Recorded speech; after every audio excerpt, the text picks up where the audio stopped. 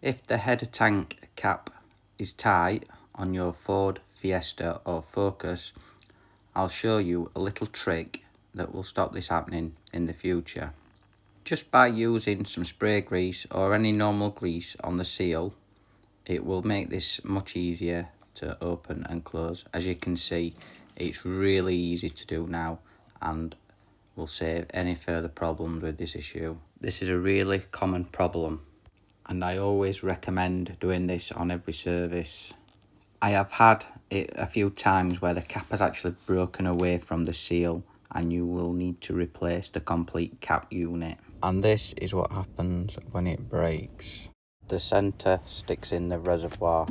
Just some decent pliers and a bit of patience and it will come out. So the next time you take off your coolant cap, give it a quick grease up and it will save you any further problems. I hope this simple trick has helped you. I will place a link in the description for the replacement cap should you need it. So thanks for watching, guys. This has been how to fix it. If you want to see some more great Ecoboost videos, then check them out right here. And I will see you over there right now.